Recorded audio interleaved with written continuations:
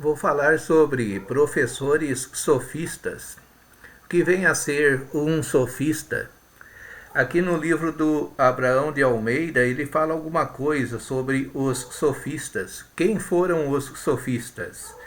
Em virtude da vitória dos gregos sobre os persas ao tempo de Alexandre o Grande, Atenas assumiu o domínio sobre o mar Egeu, e a democracia vitoriosa obteve grande progresso com a crescente importância das assembleias, dos tribunais, das discussões sobre a moral, a política, etc. Tais circunstâncias levaram os gregos a uma maior preocupação com os problemas humanos, pois as instituições e as crenças do passado eram agora insuficientes para fazer face às novas perguntas que surgiam. Desenvolveu-se assim uma cultura de valor prático preocupada com as coisas humanas. Então, os professores sofistas são pessoas que só se preocupam com as coisas humanas. Eles não estão preocupados com o sobrenatural. Têm um grande desejo de ajudar o ser humano, mas privando-o da verdade metafísica. Por exemplo, a verdade da teologia, a verdade da cosmovisão cristã na existência de um ser superior, a quem chamamos Deus. No hebraico, a palavra para Deus é El, significa o forte, o poderoso. Tem também Elohim, que significa o Deus dos deuses. Mas os professores, principalmente os acadêmicos, defensores da teoria da evolução, defensores do relativismo moral, não existem absolutos. Você pode fazer o que você bem entende. Desde que isso que você faça não contrarie as leis da sociedade vigente, você pode agir livremente sem se preocupar com Deus. Como Nietzsche falava sobre o super-homem ele venceu os limites da religiosidade e da crença num ser transcendente. Agora o homem é a medida de todas as coisas, o homem resolve todas as suas paradas. E quando o ser humano pensa dessa forma, ele é um sofista e ele procura fazer com que os seus alunos se tornem seus discípulos, esposando as mesmas ideias, passando para frente aquilo que aprende-se nas faculdades, principalmente em detrimento do cristianismo e dos valores morais cristãos judaicos.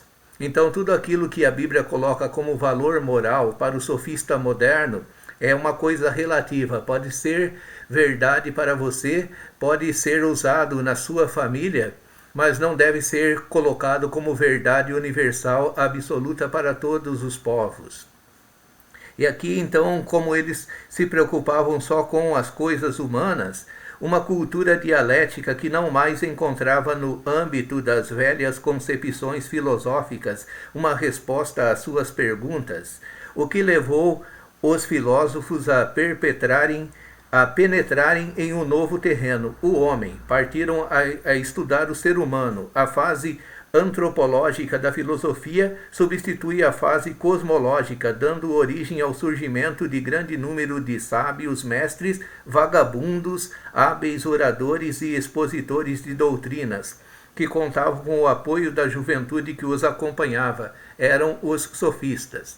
Eles contavam com o apoio da juventude que os acompanhava. Então, a juventude de hoje em dia ama os mestres negadores da verdade e que colocam nos seus ouvidos só coisas agradáveis. Ninguém quer se preocupar com a moral, com o próximo e com o nariz dos outros. Eles estão centrados em seus próprios umbigos e procuram satisfazer as suas próprias vontades. Então o altruísmo fugiu da nossa sociedade, dando lugar ao egoísmo individualista. Cada um pensa em si mesmo, cada um faz somente aquilo que lhe agrada. É o relativismo moral, o relativismo do conhecimento, ou seja, a verdade só é verdade para uma pessoa, mas a verdade não é absoluta. A aletheia, verdade, não é o que o seu significado significa, de não esquecer. O A é negativo, alfa negativo, e Letis era o rio dos mortos, onde as pessoas, após pagarem para o barqueiro, após pagarem para o barqueiro a moeda para atravessar o Letes, o rio dos mortos, não se esqueceria mais. Então é isso, a verdade seria algo que deve ficar, resumindo, trocando em miúdos, ficar firme em nossas mentes, algo que não devemos esquecer. Então agora, se você acha que a verdade não é absoluta, então você pode esquecer daquilo que você acha que é verdade, dando lugar para outras coisas, a verdade do momento, aquilo que convém. Esses sábios eram muito admirados por todos os que lhes pagavam para que lhes ensinassem a arte de argumentar e de discutir. Não é que as pessoas querem hoje aprender a argumentar e discutir. Muitos não conseguem sozinho. Aliás, o ser humano, ele não é um ser que aprende, ele aprende sozinho, ele é autodidata também. Mas assim mesmo, ninguém aprende com o vento, a não ser que ele refresca, que ele assopra e pode ser até perigoso às vezes. Nós necessitamos de ter um referencial, um livro-texto, de ter algo com que nós possamos fazer a analogia para saber a verdade ou a mentira. Mas quando as pessoas descartam as verdades religiosas, principalmente as verdades judaico-cristãs, essas pessoas começam a colocar nos seus lugares as filosofias humanistas. Começam a se preocupar somente com o ser humano, deixando Deus de lado. O ser humano, como que quem lançou Deus pela janela, vive num estado de perdição total. É como no livro do Billy Graham, o livro Mundo em Chamas, segundo o pastor Enéas Tonini, numa de suas mensagens, parafraseia.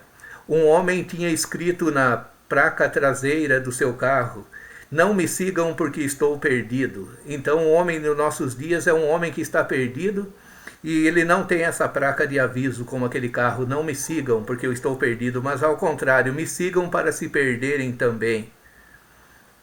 Então é isso que estamos falando. Eles exaltavam o homem. Esses sábios eram muitos admirados, não formavam propriamente uma corrente, pois havia entre eles todas as tendências. Então não era uma corrente só. É como hoje em dia, o pluralismo que existe hoje em dia, em que todo mundo pensa em algo diferente e existe para todos os gostos. Há filosofias para todos os gostos. A filosofia feminista, a filosofia para defender as classes inferiores, as filosofias marxistas, que colocam os ideais do marxismo cultural como se fossem uma maneira de unir a humanidade, de não apresentar repugnância aos ideais que formulam a maior classe da sociedade. Então, a maior classe ou a maior classe da sociedade estão formuladas pela política da boa vizinhança, do viver bem e do não criticar. Então, hoje em dia, você está com uma mordaça na sua boca para não falar nada contra aquilo que a Bíblia diz que é pecado ou que a moral cristã condena. Então, o jeito é cada um ficar no seu galho, cada um com suas próprias ideologias, sem interferir nas ideologias alheias. Sendo a sofística mais uma atitude do espírito do que uma doutrina, seus adeptos eram aparentemente os continuadores e os discípulos dos sábios da geração precedente. O próprio nome sofistas, do grego sofia, sabedoria, não possuía em sua origem nenhum sentido pejorativo, mas esses retóricos de má fé, como Platão o chamou, na realidade diferiam essencialmente dos verdadeiros filósofos, visto que não mais tomavam o objeto a ser conhecido como fim e regra de sua ciência, mas se concentravam nos interesses do sujeito que desejava o conhecimento do objeto. Então, quando eles apresentavam um objeto a ser estudado, eles não estavam preocupados com a essência do objeto, com o ser em si, mas sim com aquilo que uma pessoa ficaria contente em apreender sobre o objeto, mesmo que o pau fosse chamado de pedra e a pedra fosse chamada de pau. Aqui diz que, visto que não mais tomavam o objeto a ser conhecido como fim e regra de sua ciência, mas se concentravam nos interesses do sujeito que desejava o conhecimento do objeto. Então, o interesse não estava mais no objeto a ser estudado, mas no sujeito.